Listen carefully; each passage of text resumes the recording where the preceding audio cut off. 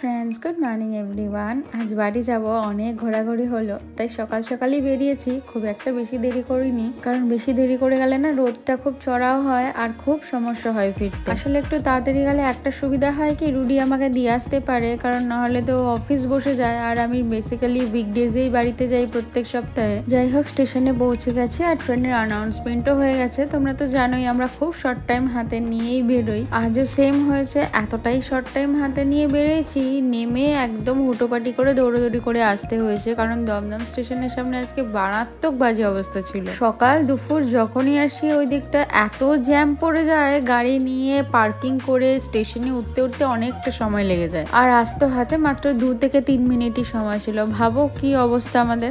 এই সময় গেলে না একটু ফাঁকায় ফাঁকায় যেতে পারি, তাই আমি এই সময়টাই যাওয়ার চেষ্টা করি, একটু কষ্ট হলেও। না হলে না সন্ধ্যেবেলাতে এত ভিড় হয়ে যায়, একদম পেরে ওঠা যায় না। এই ট্রেনে উঠে জাস্ট বসলাম, একদম ফাঁকা ট্রেন ছেড়েও দিয়েছে।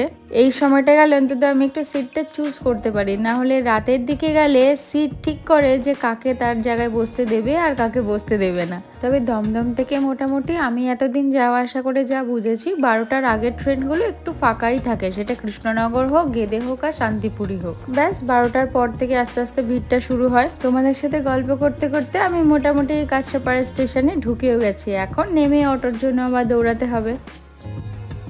স্টেশন ছাড়ার মুখে হেঁটে যেতে যেতে এই জিনিসটা চোখে পড়লো, অনেক দিন পর আবার এটাকে দেখলাম, জানো তো। তাই না দাঁড়িয়ে আর পারলাম না। আগে তো পাড়ায় পাড়ায় যেত, এরকম বাদর নিয়ে খেলা দেখাতো, আমরা কত খেলা দেখেছি, কিছু হাতে পয়সা থাকলে সেটা দিয়েছি। এখন তো সেসব প্রায় বন্ধই হয়ে গেছে এক প্রকার। তবে স্টেশনে ট্রেনের জন্য অপেক্ষা করতে করতে এমন সুন্দর যদি এনাদের এন্টারটেনমেন্ট থাকে, তাহলে আর কি কিছু চাই বলো তো।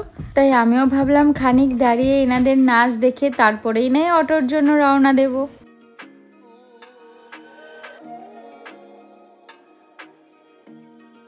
কাছড়াপাড়া স্টেশনের এই একটাই সমস্যা, ওভারব্রিজ দিয়ে আসলে ওই দিকটা অনেকটা হাঁটতে হয়, আর নচেত এরকম ভাবে লাইন পার হয়ে যেতে হয়। এই লাইন পার হয়ে যাওয়াটা একটু রিস্ক হলেও কিছু উপায় নেই, তাড়াতাড়ির জন্য সবাইকে এই পথটাই ধরতে হয়। ব্যাস এইটুখানি পেরোলেই মোটামুটি অটোর কাছে পৌঁছে যাব। এর পরের সমস্যা হচ্ছে অটোতে লোক আছে না, আমাকে ওখানে গিয়ে অপেক্ষা করতে হবে। ট্রেন থেকে একবার নামার পর মনে হয় কখন বাড়িতে পৌঁছাবো। এই অটোতে উঠলাম, অটো ছেড়েও দিয়েছে। আজ বেশিক্ষণ আর অপেক্ষা করতে হয়নি, আমি অলরেডি গিয়ে দেখলাম 3 জন অলরেডি বসেই আছে। তবে তার মধ্যেও আমার সৌভাগ্য এটাই যে আমি পেছনে বসার সুযোগটা আজকে পেয়েছি, নচেত আমাদের এখানে যে অবস্থা, আমি তো সামনে বসে যেতেই পারতাম না। এই অটোটাকে ছেড়ে আবার অন্য অটোতে কখন লোক হবে তার জন্য অপেক্ষা করতে হতো। এই অটো থেকে নেমে শুরু করলাম হাঁটা পথ। তবে আজ আকাশটা না বেশ ভারী সুন্দর লাগছে। ওয়েদার রিপোর্ট থেকে তো আজকে বলেছিল 11:30 পর্যন্ত ভয়ের সম্ভাবনা আছে, তবে সময়টা আমি ট্রেনে থাকতেই পেরিয়েছি। এখানে বৃষ্টির নামমাত্রও নেই, তবে আকাশটা একদম দম ধরে আছে। খুব একটা রোদও নেই বলে আমার বাচ্চা হেঁটে যেতে কোনো সমস্যা হচ্ছে না। রুডিকে ফোন করেছিলাম, ও একবারে বাজার করে বাড়ি গিয়ে তারপরেই অফিসে বসবে, তাই আজকে আর ও বেচারা আমার ফোনে নেই, নচেত তো আমি গল্প করতে করতেই ওর সাথে বাড়ি পৌঁছাই। তবে তোমাদের সাথে গল্প করতে করতে অলরেডি একদম বাড়ির দোরগোড়ায়, ওই যে দেখা যাচ্ছে আমার বাড়ি, এইটা দেখতে পারলে না শান্তি হয় এত দূর থেকে আসার পর। ট্রেনে খুব একটা ভিড় না থাকলেও একটার পর একটা ব্যবস্থা পেরিয়ে তবেই বাড়িতে আসতে হয়। বাড়িতে আসা যেন সেই সুদূর প্রান্ত থেকে একটা যুদ্ধ মনে হয় আমার। সব থেকে কষ্ট হয়তো যখন অটো থেকে নেমে আমাকে এতটা পথ হেঁটে হেঁটে আসতে হয়। খুব একটা বেশি পথও কিন্তু না, কিন্তু হেঁটে আসাটা যেন সমস্যা হয়ে যায় তখন।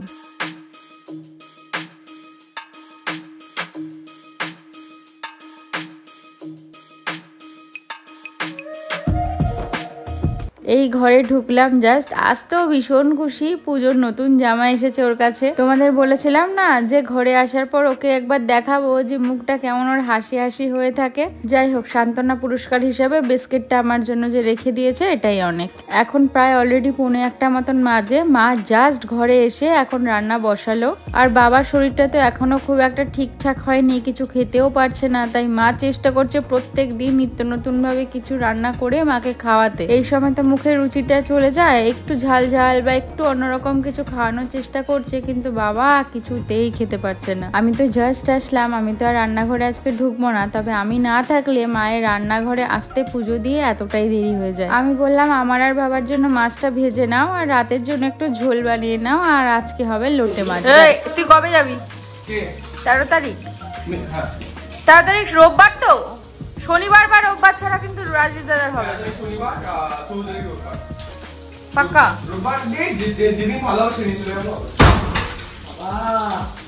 দেখলি শয়তানটা, যেদিন যাবো সেদিনই চলে আসবো, কিন্তু সকালে যাবো বিকেলে চলে আসবো।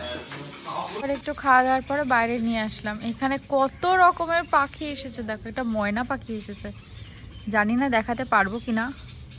ওই দেখো ময়না না কোকিল ওটা, ওই দেখো কালো রঙের বসে আছে, মেবি কোকিল। হ্যাঁ হ্যাঁ লাল লাল চোখ, ওই যে চলে গেল উড়ে। একটা নয় দুটো ছিল কোকিল। কত রকমের আওয়াজ শুনতে পাবে। আকাশটার আজকে একদম বিভৎস অবস্থা, এত মুড সুইং আকাশের আজকে, মানে ধারণার বাইরে। ওফ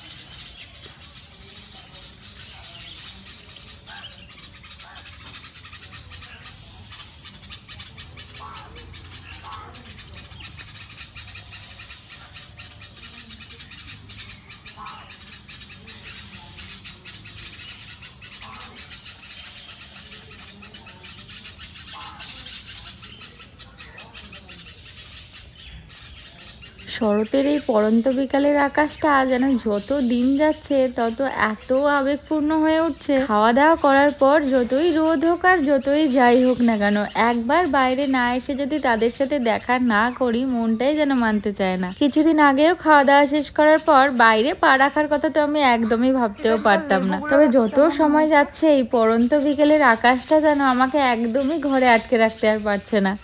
এই পড়ন্ত বিকেলের আকাশটা প্রত্যেকদিন এত সুন্দর নিত্য নতুন সেজে ওঠে, তবে আজ যেন এই সৌন্দর্য আরও দ্বিগুণ হয়ে গেছে পাখির কিচিরমিচির মিলেমিশে। চারিদিকের এই অপরূপ সৌন্দর্য দেখে এমনই মনে হয় যেন প্রত্যেক দিন মাকে আহ্বানের প্রস্তুতি চলছে একটু একটু করে। প্রতিদিনই আমি তোমাদের নিয়ে আসি একবার করে বাইরে ঘোরাতে এই সময়টা। আজ যদিও একটু তাড়াতাড়ি এসেছি, প্রতিদিন আরেকটু দেরি হয়, তবে আর চারিদিকে পাখির এত সুন্দরভাবে ডাকছে প্রতিদিন, চাইলেও যেন এগুলো আমি পাই না। যেন এমনই মনে হচ্ছে যে ওরা নিজে ডেকে আজকে ওদের সাথে গল্প করার জন্য আমাকে বাইরে নিয়ে এসেছে। জানো তো আমি এখন রোজ চেষ্টা করি এনাদের সাথে একবার হলেও বাইরে এসে একটু সময় কাটাতে, মনটা যেন এমনিই ভালো হয়ে যায়। বলতে পারো প্রত্যেক দিনের চেনা একটা ঠিকানা নিত্য নতুন ভাবে সাজিয়ে প্রতিদিন এমন ভাবে সামনে নিয়ে আসে, মন খারাপ করে আর কি করে থাকা যায় বলো তো।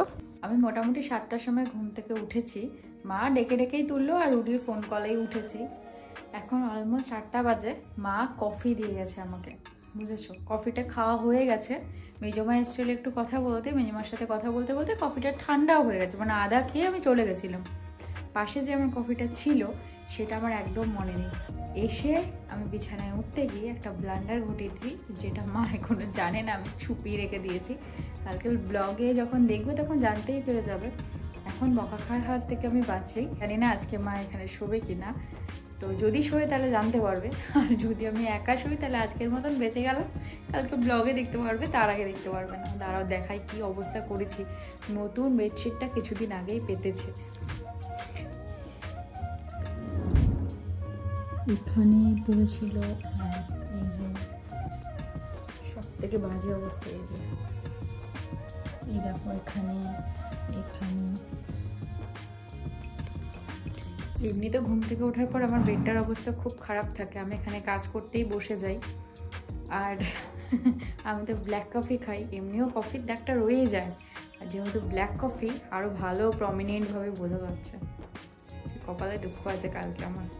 এখন অলমোস্ট 9টা মতন বাজে, আমি আমার নিজের কাজকর্ম সমস্ত কিছু সেরে কিছুটা সময় আজকে বের করেছি নিজের জন্য। একটু অনেকদিন ধরেই ভাবছি নেলসগুলোকে একটু শেভ করে একটু নেল পেন্ট করাবো, কারণ তোমরা তো জানোই আমার নেলসের কি বাজে অবস্থা হয়ে যায় বেশি দিন যদি ঠিকঠাক ট্রিটমেন্ট না করি। আর আমার খুব বড় নেলসও একদম ভালো লাগে না, তাই চেষ্টা করি একটু নিজের মতন করে ট্রিটমেন্ট করে রাখতে, তবে ভেঙে যাওয়ার সম্ভাবনাটা একটু কমই থাকে। অনেকদিন ধরেও নেল পলিশটাও খারাপ হয়ে পড়েছিল, আজ পরবো কাল পরবো, আজ আজ ঠিক করব, কাল ঠিক করব, এই করতে করতে কয়েকটা দিন আমার কেটে গেল। তোমরা তো জানোই কি রকমের চরম ল্যাদখোর আমি। দিনের ভাবনা চিন্তা দিনে করে সেই কাজটা তখনই করে ফেলবো, এটা আমার নিজের বোঝাতেই অনেকটা সময় লেগে যায়। এখন রাত অলরেডি 11টার মতন বাজে। বাবার তো শরীরের কন্ডিশনটা একটু খারাপ, তাই বাবা এখন দোকান থেকে একটু তাড়াতাড়ি চলে আসে। তাই আমাদের খাওয়া দাওয়াটা অন্যান্য দিনের তুলনায় এখন একটু তাড়াতাড়ি হয়ে যায়। তাই মা রুটি করে মায়ের সাঙ্গপাঙ্গদের এখন খাবার দিতে এসেছে। অনেকটা রাত হয়ে যায় তো এই সময়, তাই মাকে একটু না দাঁড়ালে বাইরে হয় না, একা একা মা ভয়ও পায়। চলো তবে সব হয়ে গেছে, এবার ঘরের দিকে রওনা দিই। অনেকদিন পর আবার একটু এখানে বলতে পারো আমার সেই পুরনো স্টাইলে কাজ নিয়ে বসেছি। মায়ের কাজকর্ম সমস্ত কমপ্লিট করে ঘরে আসতে আরো কিছুক্ষণ সময় লাগবে, ততক্ষণে ভাবলাম আমি কিছুটা কালকের কাজ যদি এগিয়ে রাখতে পারি। অনেক রাত হলো, আজ তবে এখান থেকে ভিডিওটা শেষ করছি। কাল আবার একটা সকাল সকাল নতুন ভিডিওতে তোমাদের সাথে দেখা হবে। ততক্ষণ তোমরা ভালো থেকো, সুস্থ থেকো, সাবধানে থেকো। আর পুরো ভিডিওটা ভালো লাগলে একটা লাইক করে দিও। ভিডিওটা দেখে অবশ্যই কমেন্ট করে জানিও কেমন লাগলো। তবে আজকের মতন আসি, টাটা।